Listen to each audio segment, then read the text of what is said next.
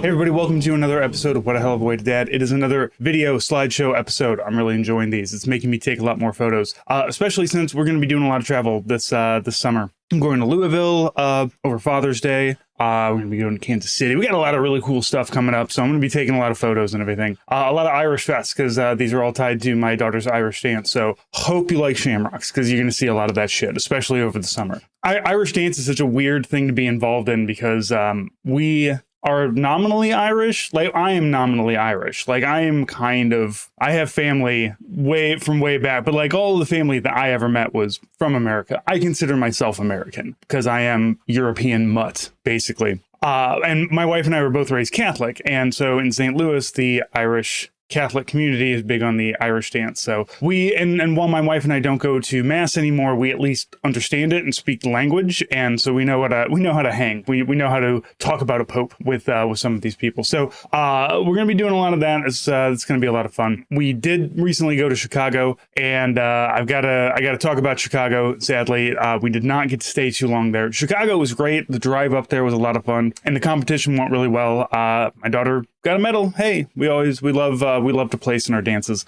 The unfortunate thing is our dog sitter, who's supposed to take care of, I have a dog and 3 cats that, get fed. We don't free feed. We don't just leave food out. So we have to have somebody come over. And our neighbor was supposed to take care of him. And he's like, oh yeah, I'll take care. I'll walk the dog. He's planning to be home all weekend. It'll be great. And then like after we'd already been there for 24 hours, he calls us and is like, I don't have a key to get into your house, which like I'm pretty sure we gave him one. But I had a key that he was able to get to. So once he got to that key, then we had to have the discussion of why has it been 24 hours and you're just now checking on my pets? That means nobody's eaten, dog hasn't gone out, any of that stuff. So we're annoyed by that, as you can imagine. So, and because we didn't trust him going forward after the competition on Saturday, we just drove on home. So that was unfortunate, but I did at least get some photos while we were out. So we do have some slideshow stuff to go over as well. It is what it is, unfortunately. So let's kind of take a look at some of the things. So first off, we're talk through the slideshow. I know that some people are probably going to be listening to this and not watching it. That's fine. I'm going to do my best to describe most of the photos that we're going to look at regardless. So I'm going to try to, however you like to consume this media, you want to watch it, you want to listen to it. We're going to make sure that you are seeing and understanding what's going on. So first thing I really wanted to talk about was I finished this book, and I spoke about this book on some other, maybe the last episode, maybe the first one I did of these video ones that I've been doing recently. His Majesty's Dragon is a book that says, what if Napoleon had dragons? But not just Napoleon, everybody. Like, everybody has dragons. They do dragon stuff. I didn't realize until later on in the book that, like, the dragons are so big that they have a full, like, crew. There's, like, 6 to 8 people. They actually more than that. It seems like more than a dozen, because they have like everything that you would have on a regular tall ship of the time. It's the Marines that are shooting, it's got lieutenants, it's got ones who are underneath and on top, and it's got your captain, who is the one who is the one bonded with the dragon. So this book was there's like 8 or 9 books in the series. I liked it. I'm not immediately going into the next book. I wanted to move on to something a little bit different, but I will be coming back to the series. I think it's a little silly, but it takes itself seriously, and it's not goofy, which I really appreciate from this book. So if you like that kind of like, what I want to read Patrick O'Brian, but with less technical details and more dragons, here you go. Naomi Novik. Pick that up, start reading it. I've seen this been optioned a couple of times for movies and TV shows, and I think this would translate to the screen really well. So hopefully somebody can make that happen.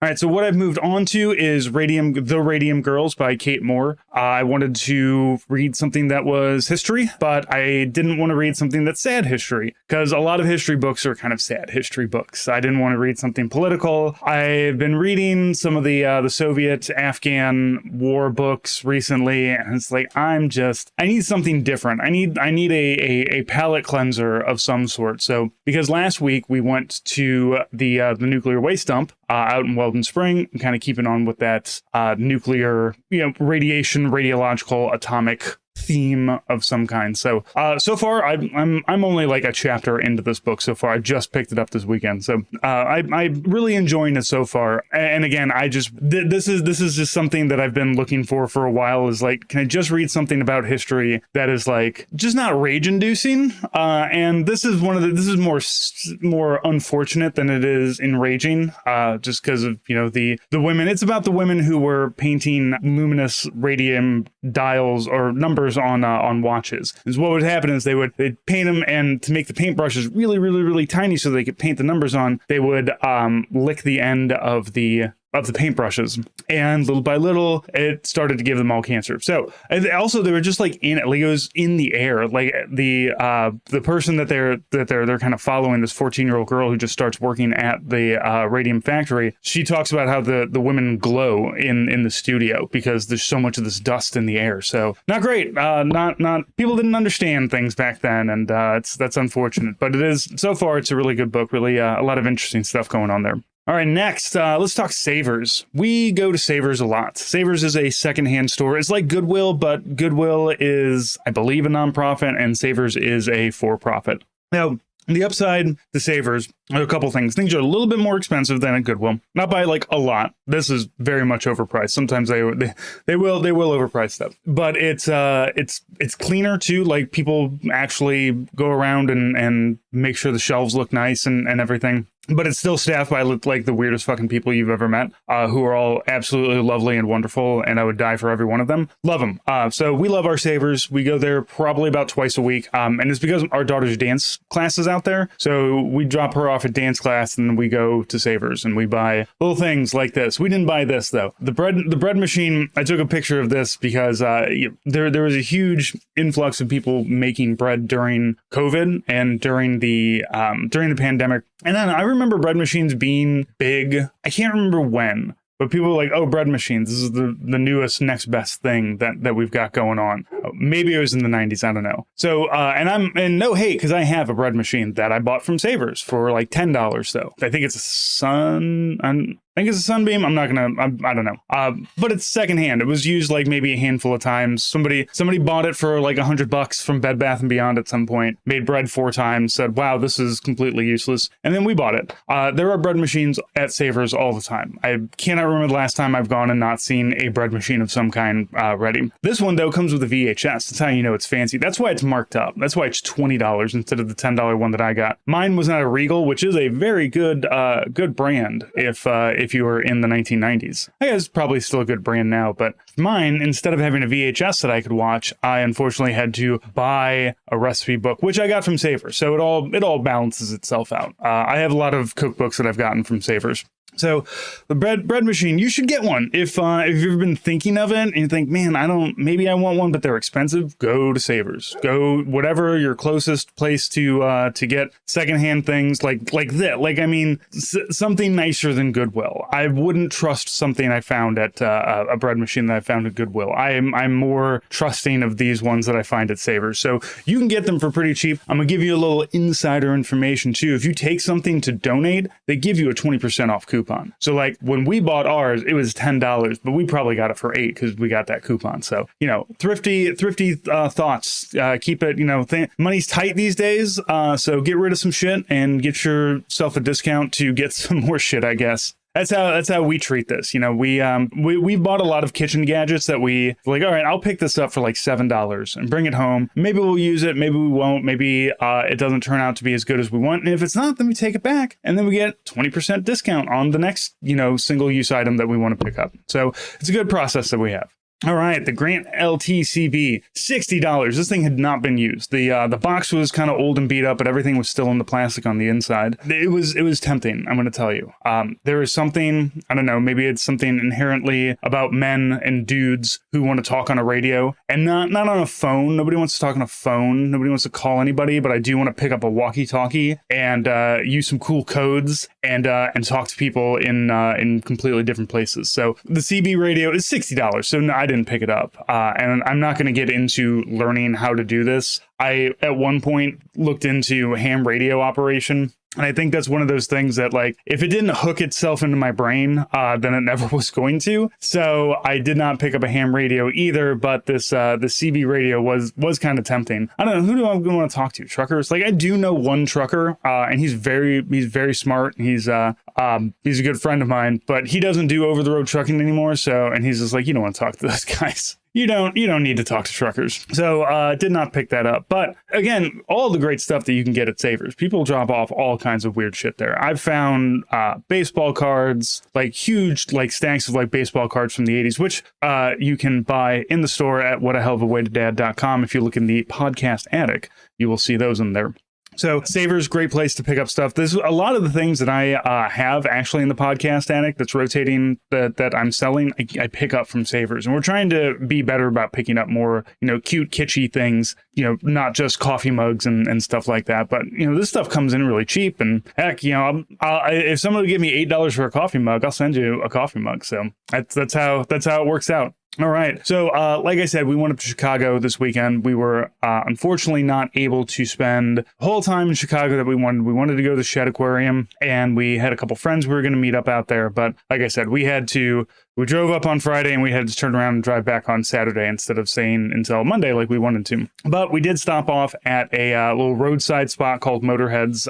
This is just to the south of Springfield. It's still in Springfield proper. So, but it is before you get really into Springfield, you're going to hit Motorheads. This place was great. I loved this little spot. This is a bar, restaurant, and they have a stage. But all these things are like separate. Like, let me take you through Motorheads. So Motorheads has a lot of really cool, kitschy Route 66 on the stuff on the outside. A lot of saved signs, a lot of the old tin signs and everything that are from old gas stations and places that might now be defunct. The building itself was an old Stuckey's, which I think was a gas station of some kind. I can't remember what Stuckey's was. They had like some old race cars up on the roof. Like, they just had it was like one dude's collection.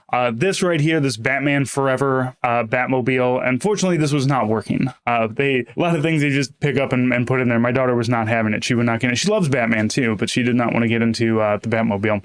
But they have like this whole big outside area that you like, the parking lot that you can walk around and like take a look at a lot of the stuff that they have. They have an old like McDonald's sign from the 80s. Just, again, like a lot of stuff that would have ended up in a dumpster, but instead these people kind of save it. And this is, Route 66 is kind of glomming into things like this. If you want to learn more about Route 66, watch the Pixar movie Cars. You'll learn pretty much everything you need to know. It was a big road that went from Chicago down to California, Barstow, maybe further. It was the road that you took when you wanted to drive from one place to another, and you were specifically going down those places. So there's a lot of little roadside attractions, a lot of motels. St. Louis still has a lot of those old Route 66 motels. It's very strange because they're in these areas that are not really, places that people visit. Like, it's not, there's not a college nearby or, people where you would put a hotel because people need a hotel. These motels still exist, but I feel they exist because you can probably get rentals by the hour there. Now, this was a really cool addition that I've never seen. This is a plant store. They had this out on the parking lot. It seems like part of, but separate from the rest of the event space and the bar and everything. But this is great. There's also a couple of big sheds that you can walk through, some potting sheds. And you can go and buy little plant stuff. It's not, I feel like there's a lot of stuff that the person buys to resell. I saw in there like a square sign, like much like the signs that I get them from Savers. I sand them down, I repaint them, I put my own stuff on them. I saw one of those and it was like a Stevie Nicks quote. And it's like, oh, that's something that I could do. And they were charging like $80 for it. Like, that is insane. I would charge maybe about $30. But it does get the wheels turning about what you can and can't get away with. But it was really nice. I mean, it's a plant store, so I'm not gonna sit here and shit talk them or anything. This was a really cool addition that they have here. You don't see things like this. And it's cool to be like, oh, we're gonna stop here. Oh, hey, look, there's also a plant store where I can buy plants. I'm gonna tell you, middle-aged people think that way. So that's because it was the first one we stopped and it was like, oh, look at all the stuff. Oh shit, there's a plant store. Let's go. So they know their audience. This is inside. So they have like an inside and outside event space area. This was the outside, obviously, because we were outside, and you can see some of the signs they have. They have this cool spaceship here in the middle, Arts Barbecue, the Dove Inn, the Breckenridge Pub over here. Just a lot of old signs that they like, hey, instead of throwing that away, I'm sure that we can find a place for it. You can see on the picnic tables here that those things, I don't know what they are. I mean, they're ashtrays. I know what they're being utilized for currently. I don't know what they were, though. But it does seem like one of those last refuge of the persecuted smoker kind of areas. So this was really cool. This is, like I said, this is outside. And then if you turn around, you'll find some roller doors, and there's an inside area, and that's what this is here. And this is really cool. So there's a stage up there. And there is also like a whole big restaurant area that's about the same size as this side. I didn't take any pictures of inside the restaurant because I don't like taking pictures inside of, bars with people, who might not want their picture being shown to a bunch of YouTubers on a slideshow. So I didn't take any pictures in there, but we did have some really great stuff that was happening here. You can see more of the shell service up there on the right. There's some cool paintings. Just really like I originally, when I walked in, I kind of had that like, this is, it feels forced, but after kind of walking around, you can see that there's like somebody gave a shit about this stuff. Partially because there's also a museum in there. So this museum is part of, you can just walk in and it's part of the whole set. And this is as big as it is, but they have a lot of really cool, like the bulletin board with advertisements and stuff, like old advertisements from things that used to be on Route 66, these old cars. This green one here is a Yogi. There's like a Yogi Bear, and it's a good spot to stop. And the fact that it's right outside of Springfield, though, also like it's a good roadside stop, but it's close enough to a big city that it gets a lot of traffic from there. Like people, it's been voted like one of the best venues in Springfield multiple times, and I can see why. They always have. If you, I pulled up their website. They always had live music that was playing. They had a lot of really cool stuff that was going on. So honky tonks and stuff like this really aren't my scene. But if somebody was playing that I wanted to see, I would drive up here to come see him. This is, like I said, this is a really cool spot, and it reminds me a lot of Uranus, Missouri. If you're not familiar with that one, it's down outside of Fort Leonard Wood. So right outside of Fort Leonard Wood, there was this like complex that was, the best way I can describe it is a strip mall, but it wasn't, a strip mall how it looks to you. It was a strip mall that looked like an old Westy town. Like, so it had these, buildings that were kind of separate from each other, but all slammed together, but also kind of old timey.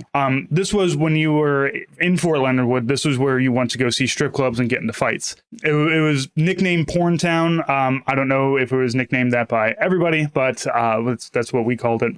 So it ended up closing down, as places of ill repute often do. But this guy came in and bought it and turned it into a roadside attraction. His thing was like, I always wanted a roadside attraction, and he went real big with it. It's cool because, like I said, he's right outside of Fort Leonard Wood, so he's got a city that he can kind of reach out to. But there's not really there's a circus museum there.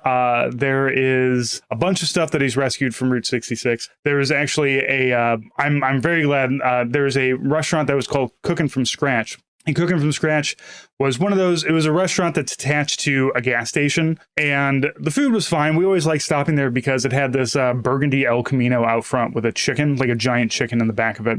And that was rescued, thankfully, when Cooking from Scratch went, when they closed down. This guy bought it and has it there, parked out back, but again, he's got like the world's largest belt buckle. He's got a coin-operated jug band, like a full-size coin-operated jug band. It's a remarkable place, and it's got a lot of butt jokes too. It's called Uranus. It's got a fudge factory. The best fudge comes from Uranus. It has a mini golf course called the Putt Pirates. You see where it's going. So it's a perfect roadside stop. So Motorhead's kind of is maybe a little bit more serious and is a little bit more of a business, but I still think it's a great place to stop. It's a different vibe, but I'm not going to say that it doesn't belong. This is just another way this is a way that somebody else is celebrating and enjoying Route 66. And I think that both sides end up doing it very well. Again, there's a lot of really cool stuff that has been salvaged and saved that's on display here that is just, it's Americana history. And, when we talk American history, it's usually a lot about politics and like the bullshit that's happening. But culture history is very interesting and deeply fascinating. And Route 66 is a real, like, stuck inside of a lot of people's brains in some ways. So again, watch Cars. You'll learn a lot about Route 66 from the movie Cars. This is Cozy Dog. I don't know if Cozy Dogs is still open or not. I don't know what the implications are here. If it's the GI, the Army hot dog, or the gastrointestinal hot dog. I don't know. Is this a soldier? Is this an American hot dog soldier who's getting ready to go and like kill German bratwursts in World War II? Like, I don't like it. I don't like what we're trying to say here. So we're just going to move on from that. All right.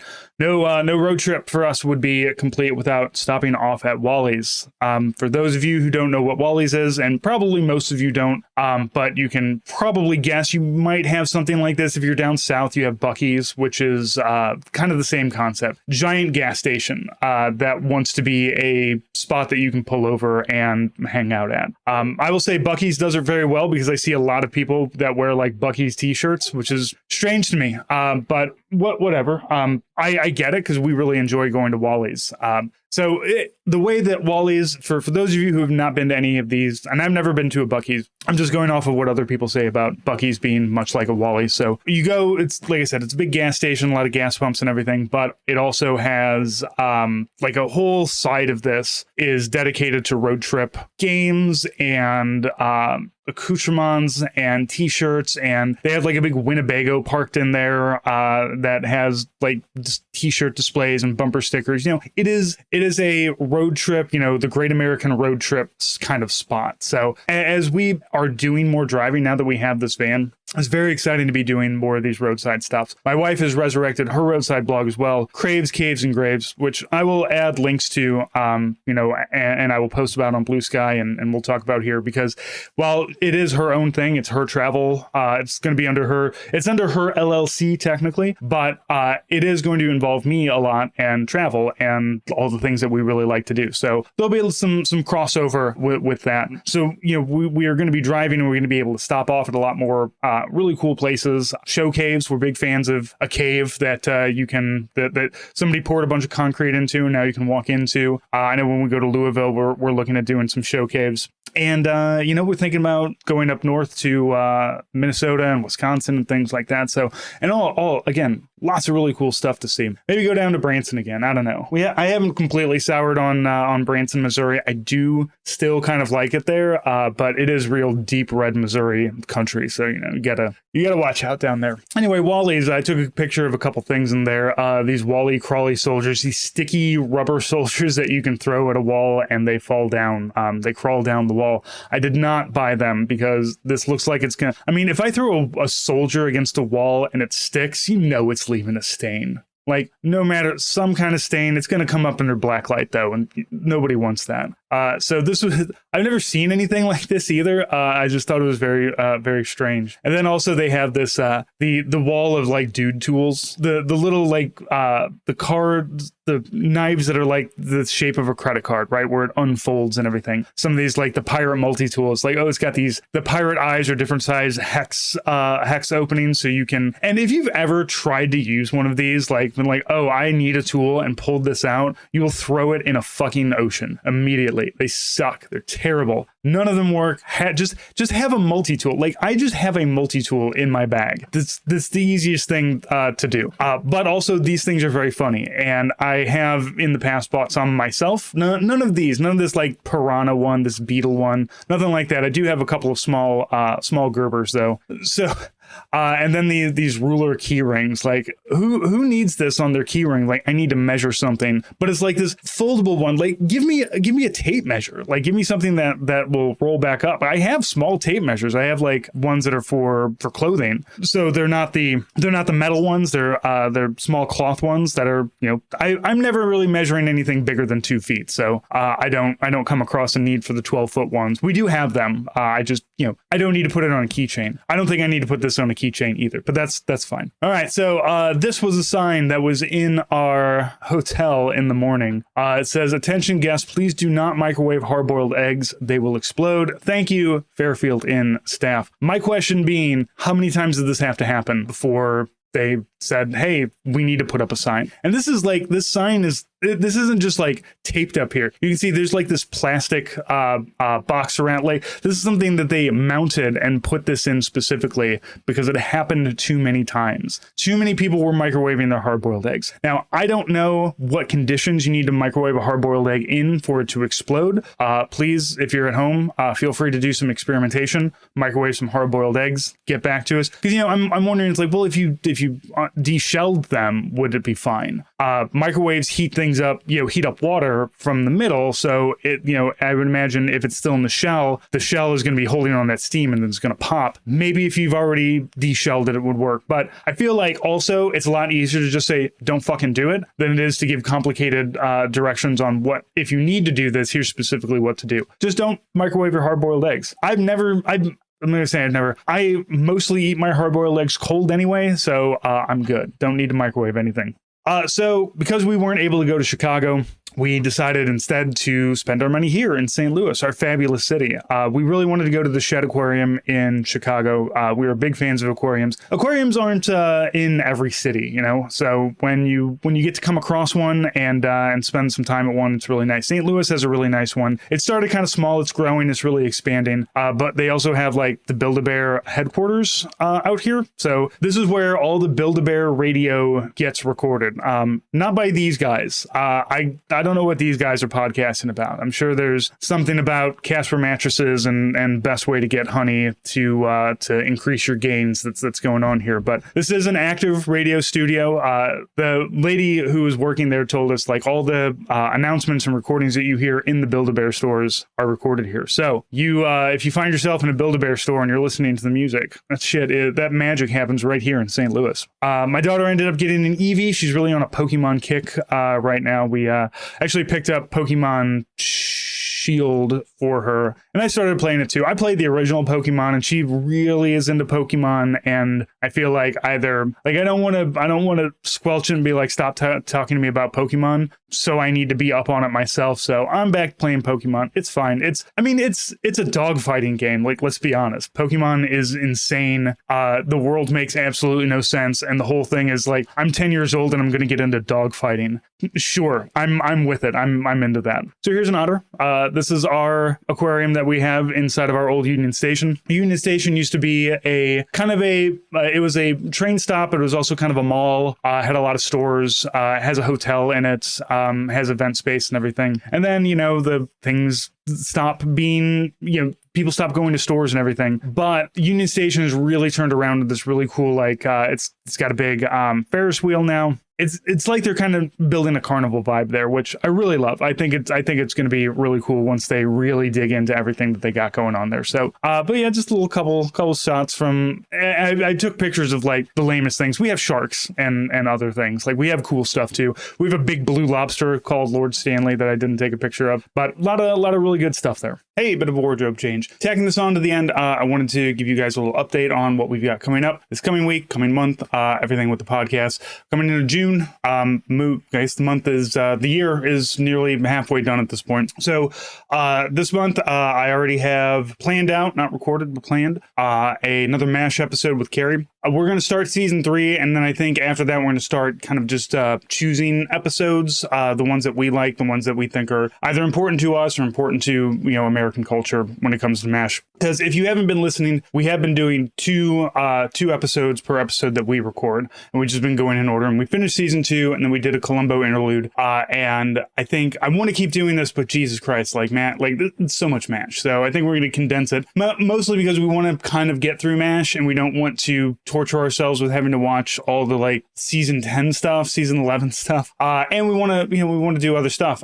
Carrie is really into Columbo. I've only watched that one Columbo episode, so I want to watch a couple other ones because that one wasn't so good. We watched Deadweight, and he picked that one because it's kind of got military connections to it. But as an episode goes, it's not all that great. But I know there's a lot of good stuff there. So we're going to be doing more of that.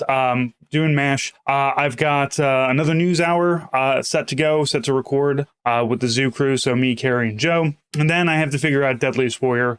I think that it might be a very Zoo Crew heavy month for you. So if you guys really like listening to me, Carrie, and Joe shoot the shit and talk about stuff, I think this Deadliest Warrior I might do as a Zoo Crew one, because this is the Nazi one. So it's going to be uncomfortable, but I'd like to, if there's somebody who has knowledge and history and understanding of discussing things that make everybody uncomfortable, especially when it comes to history and bad history, that's Joe. So I'm gonna hopefully I think he's gonna be the best one to have on for this one. So look for all that coming this month. All of that you can get on the patreon.com/hellofaWayToDie. And then there's the website, What a Hell of a Way to Dad. That I've been putting up some signs. I've been doing the nuclear waste home decor signs again. I've been doing batches of those. I think there's still like 1 or 2 left in the store at the moment. And then I'll release more once I make more. I have to sit down and actually create them. Something I don't really have as much time as I wish that I had for it. I could do,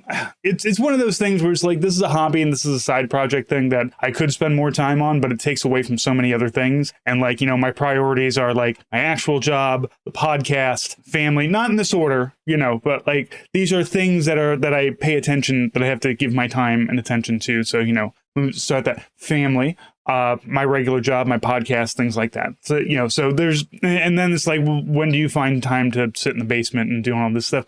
And the basement's really uncomfortable. Like, and that's on me, like, because it's a huge mess and I need to spend like an hour and a half down there cleaning and reorganizing. And that's just, where do you find that time too? So, but I got lots of stuff. We've got a lot of in-person events coming up that I really need to do a lot more work on. So I've got a couple things, a couple ideas, things bouncing around in my head. I've got all these signs that I can do so many things with, and I don't know exactly what else I want to do. I'm not going to make them all nuclear waste signs, but I got them I got the signs for a pretty good deal. So we're going to do some things. I've been rolling some Darmok and Jalad et Tanagra in my head to kind of, go a little bit of a nerd route to it.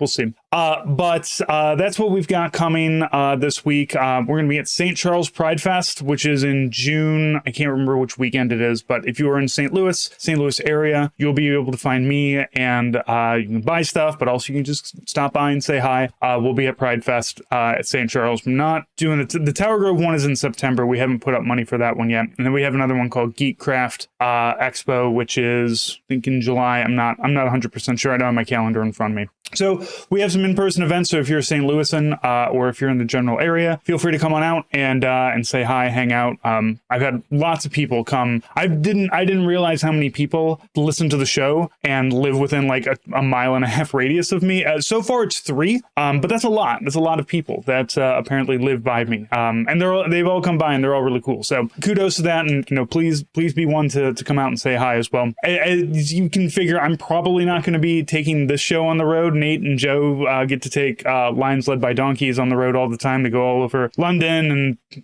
Netherlands and Ireland, Belfast. I live in St. Louis, and the closest person who lives to me is Carrie, and I think he's in Connecticut now. I don't know what state he's in. He's bounced around. Might be Rhode Island or Virginia. But he's East Coast, I'm in the middle. Not a lot of people come and visit. So if you wanna interact face to face, that's the place to do it. And I'll always tell you what our other events are that are coming up. We're trying to do at least one a month, especially these bigger ones. These ones that cost a lot of money to get into, but hopefully you get to make a little money too. We've been doing vendor events for a long time, and so we've really got an idea of like how they work and how they feel. But like there are tiers of vendor events, because there's the ones that are like, there's the cheap ones at like the VFWs that are just full of people who are doing paparazzi and I'd say Tupperware, but Tupperware doesn't exist. The direct sales people, candles and shit like that. And then as you move up the tiers, you get to the actual makers, people who create things on their own, and there's a lot of different levels of that. I've seen some really incredible artwork out there. I've seen some really shitty stuff too. But everybody's welcome. If you're making it yourself, hey, come on by. I bought some cool stuff. 3D printing is really big. There's a big reason why I haven't bought a 3D printer is there's too much 3D printing now. And you always see the people who print the little tiny things that are like the free STLs. But I've seen some really impressive 3D printing, especially dice towers. And I bought a Nuka-Cola bottle, like a Fallout one. So lots of good stuff with those. So if you have any of these vendor events happening around you where there's local creators, I implore you to go out to them, because that is like, if you want to stimulate some economy here and you want to give your money to somebody who is like actually creating something, doing something, it's not mass marketed produced, those events are where you want to go, and you'll find all kinds of cool gifts there. If you're shopping for anybody, especially Christmas time, because again, like you go on Amazon, you kind of dick around and maybe you find something, maybe you don't. But like when you have all of these vendors that are kind of laid out and you can wander around and you can take a look at everything and you can talk to the people and you can see what people are making, because let me tell you, there's going to be things out there that you didn't think people would make. And then suddenly you're like, oh, I didn't know that existed, but I desperately need it. Much like my wife's Yip Yip bags that she has. So keep an eye out for those in your neighborhood. Those are always really great to go to. And I think that's all that I have for you this week. We will hopefully be doing another one of these, if not next week, then the week after. I have some more slideshows, some more photos for you to talk about, and we will discuss what else is happening with the podcast. So thank you for watching. Thank you for listening. We'll talk to you next week.